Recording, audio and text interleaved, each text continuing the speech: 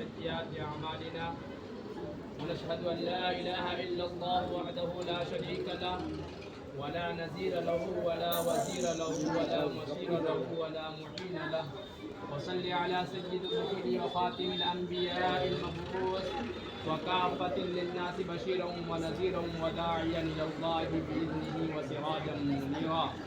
أما بعد فأعوذ بالله من الشيطان الرجيم. بسم الله الرحمن الرحيم. كل نفس ذائقة الموت وإنما توفون أجوركم يوم القيامة فمن زحزح عن النار وأدخل الجنة فقد فاز وما الحياة الدنيا إلا متاع الغرور.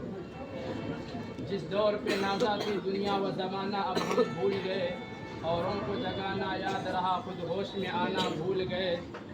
اذان تو اب بھی ہوتی ہے مسجد کی فضا میں انور، جس ضرب سے دل ہل جاتے تھے وہ ضرب لگانا بھول گئے.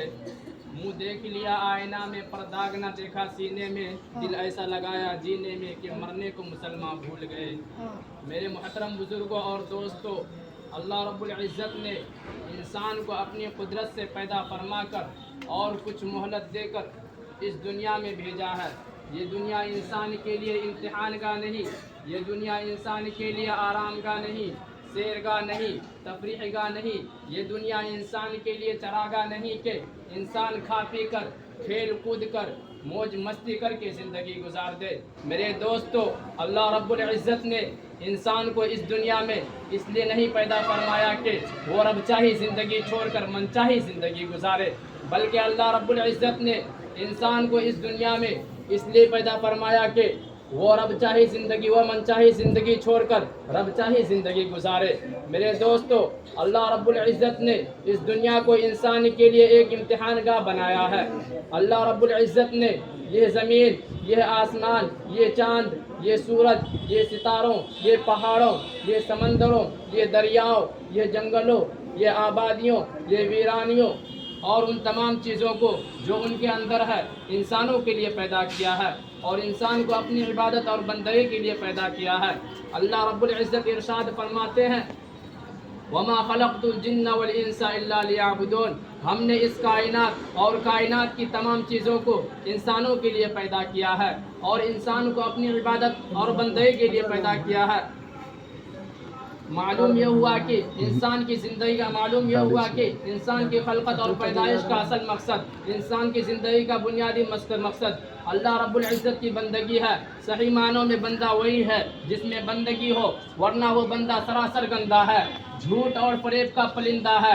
شاعر کہتا ہے، تو برائے بندگی ہے یاد رکھ، ورنہ پھر شرمندگی ہے یاد رکھ. چند روزہ زندگی ہے یاد رکھ، ایک دن مرنا ہے آخر موت ہے، کر لے جو کرنا ہے آخر موت ہے. میرے دوستو، انسان کی زندگی ہوا میں رکھے ہوئے ایک چراغ کی طرح ہے. جس طرح ہوا کے اندر رکھا ہوا چراغ ایک جھونکے میں بجھ جاتا ہے، اور جس طرح آنکھوں کا آنسو پلک جھپکتے ہی مٹی میں مل جاتا ہے، اور جس طرح سے پانی کا بلبلہ ایک پل میں ختم ہو جاتا ہے، ایسے ہی انسان ایک پل میں اس دنیا سے اگلی دنیا کی طرف رخصت ہو جاتا ہے. کیا بھروسہ ہے زندگانی کا، کیا بھروسہ ہے زندگانی کا، آدمی بلبلہ ہے پانی کا. میرے محترم بزرگوں اور دوستوں، ذرا غور کیجئے، صرف لفظ موت کتنا بھیانک لفظ ہے. موت سے ہر جاندار ڈرتا ہے، موت سے ہر جاندار بھاگتا ہے. موت کی آواز کوئی سننا نہیں چاہتا، موت کے تلخ گھونٹ کو کوئی پینا نہیں چاہتا. موت کو کوئی بھی اپنے قریب آنا بالکل پسند نہیں کرتا، مگر اس کے باوجود موت ہر ایک کے پاس آتی ہے. موت کسی کو نہیں چھوڑتی، چاہے وہ نبی ہو یا ولی، چاہے وہ عالم ہو یا جاہل، چاہے وہ بادشاہ ہو یا فقیر، چاہے وہ امیر ہو یا غریب، چاہے وہ محلوں میں زندگی گزارنے والا ہو یا جھوپڑیوں میں، چاہے وہ شہر کا رہنے والا ہو یا دیہات کا، چاہے وہ عقل مند ہو یا پاگل، چاہے وہ ضعیف و ناتواں ہو یا قوی و طاقتور، چاہے مرد ہو یا عورت، چاہے بچہ ہو یا بوڑھا. موت ہر ایک کے پاس جاتی ہے، موت کسی کو نہیں چھوڑتی. موت کا حکم سب پر برابر چلتا ہے. زندہ ہے جو موت کی ایذا بھی سہے گا، زندہ ہے جو موت کی ایذا بھی سہے گا. جب سرور عالم نہ رہے تو کون رہے گا.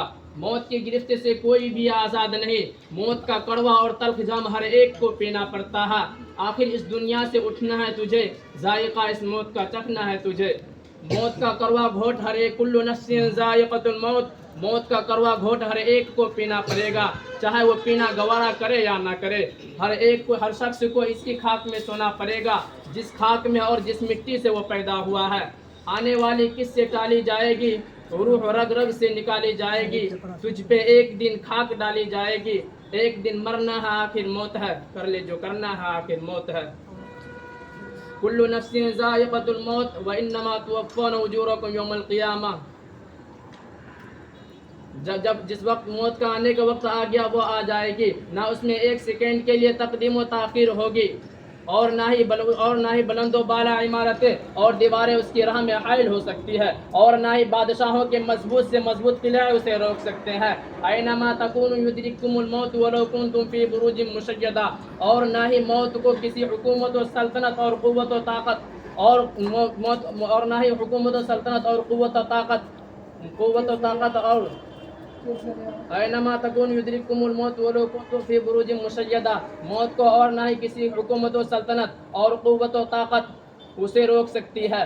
موت کی اور اگر کسی حکومت و سلطنت کے ذریعہ روکا جا سکتا تو فرعون کو کبھی موت نہ آتی۔ موت کو اگر مال و دولت کے ذریعے ٹالا جا سکتا تو قارون کو کبھی موت نہ آتی۔ موت کو اگر حسن و جمال کے ذریعے ٹالا جا سکتا تو حضرت یوسف علیہ السلام کو کبھی موت نہ آتی۔ موت کو اگر وزارت کے ذریعے ٹالا جا سکتا تو حضرت حامان علیہ السلام کو کبھی موت نہ آتی۔ موت کو اگر قوت بازو اور طاقت کے ذریعے ٹالا جا سکتا تو حضرت علی رضی اللہ تعالی عنہ کو کبھی موت نہ آتی۔ حضرت علی رضی اللہ تعالی عنہ اور ستم سوراب جیسے بڑے بڑے پہلوانوں کو کبھی موت نہ آتی۔ موت کو اگر نبوت کے ذریعے ٹالا جا سکتا تو انبیاء علیہ السلام کو کبھی موت نہ آتی۔ موت کو اگر ولایت کے ذریعے ٹالا جا سکتا تو اولیاء اللہ کو کبھی موت نہ آتی۔ موت کو اگر